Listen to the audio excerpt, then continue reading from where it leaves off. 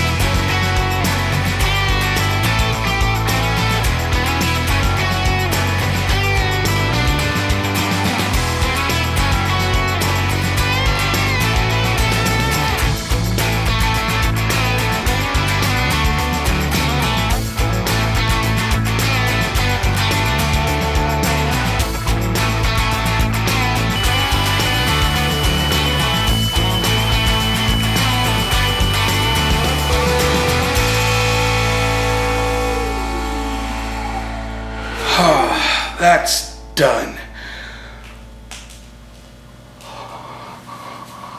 I've been working on this that long? Holy crap, I look like crap. Excuse me, I'll be back.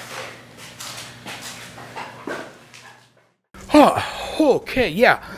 That's so much better. I hadn't realized how far out of hand I'd letting that get. Just kind of how I let the workbench get that far out of hand. But if you look back here, you can see it is totally cleaned off. The hard part is done, or rather the really filthy part is done, because there was just 30 years worth of stuff piled on.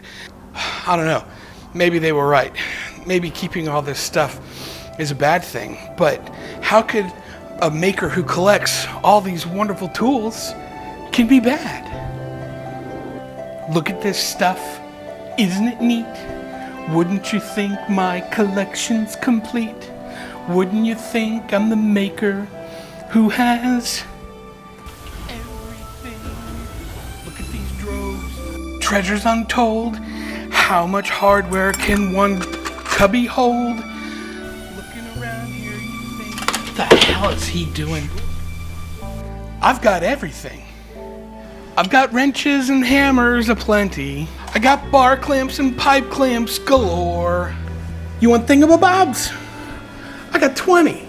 But who cares? No big deal. I want more. Do you want to feel the full might of the mouse? Because that's how you feel the full might of the mouse. Now stop singing and go make something. Jeez. Okay, musical interludes aside, I am really, really excited for the progress that I've made. I'm not sure if I want to replace the top on this yet. I probably will, but I gotta say, it's just a thin layer of what looks like masonite or hardboard on top of something that's really, really thick, and I gotta get stuff out from underneath the shelves there to really see what's under there. The vise is still in amazing shape. You've seen me use it in many, many projects already. I don't know if you can see it here, but the grinder is, it still works, but I don't know that I want to use it as a grinder. I think I want to get a variable speed grinder to use as a grinder. This one, I think I'm going to save the motor for a future project and maybe use it to build a big disc sander or something like that. But in the meantime, I've got almost a metric ton worth of hardware to sort through. There's still a lot of scrap that I got to get through, so we're really just kind of at the halfway point here. So thanks for sticking around. If you're liking what you're seeing, go ahead and hit that subscribe button, hit that bell notification, like the video, comment down below on what you've seen so far that you think would make really cool projects. Lots of work yet left to do, so let's get back to it.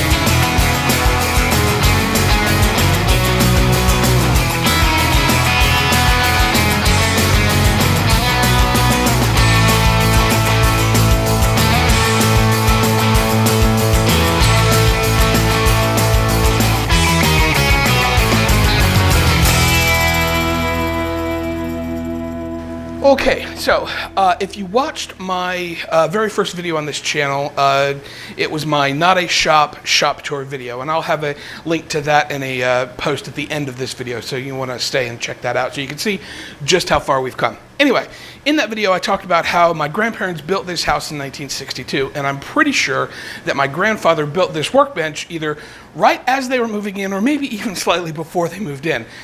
I don't think it's been empty like this since he built it in 1962. So needless to say, it's been several weeks since I started this video.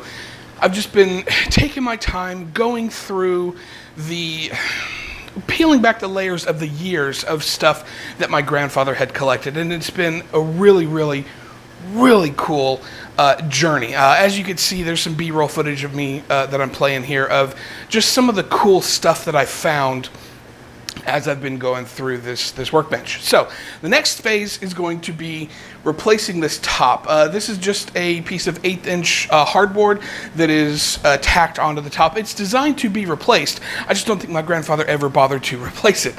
So that's what I'm going to do next. it'll revitalize and refresh, give it a whole new look. If you look down here, this empty space, that shelf that was there just kind of came right up, and the drawers, I took the drawers out as you saw.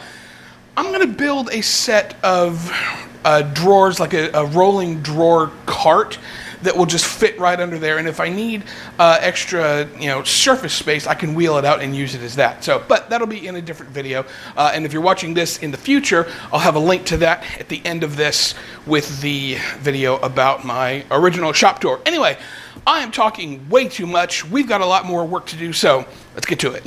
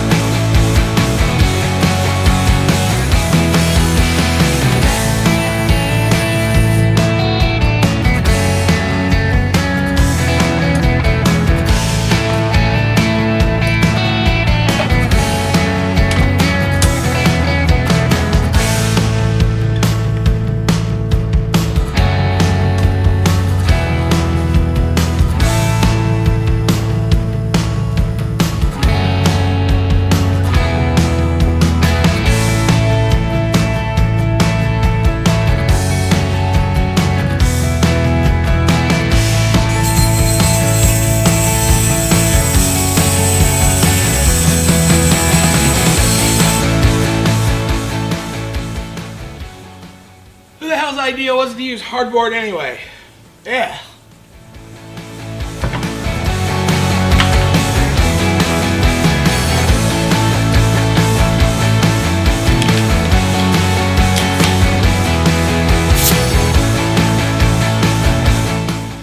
Whenever somebody asks me why I don't have a battery-powered stapler instead of a pneumatic one, I play that clip.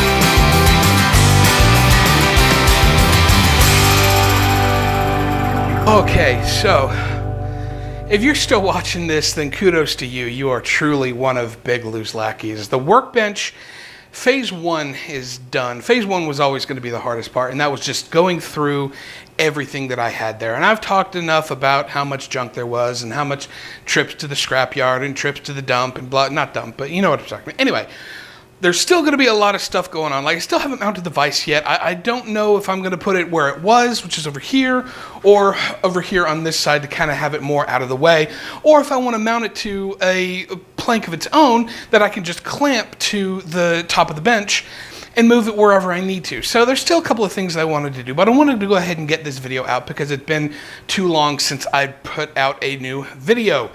Thank you so much for sticking with me and subscribing and coming along with this journey. I know that it's been several months since I put out my last video. I think I may have even already said that in the 1 minute that I've been talking. I've been talking way too much in this video, so thank you so much. I'm gonna leave you with some finishing shots of what the bench looks like now.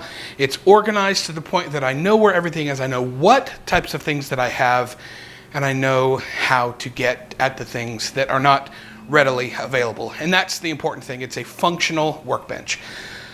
Thank you so much for coming along with me. Stay motivated, stay inspired, stay safe. I'm going to get started on the next project, which probably will not be this down here, just because it's going to take like 4 sheets of plywood to make it the way that I want to, but that will be coming in the future. I've got some simple restoration videos that I'm going to be putting out over the next couple of weeks, so make sure you're subscribed. I've said it once, but I'll say it again. Make sure that you're staying safe in these uncertain times right now, guys. Stay motivated, stay inspired, and stay safe. We'll see you next time.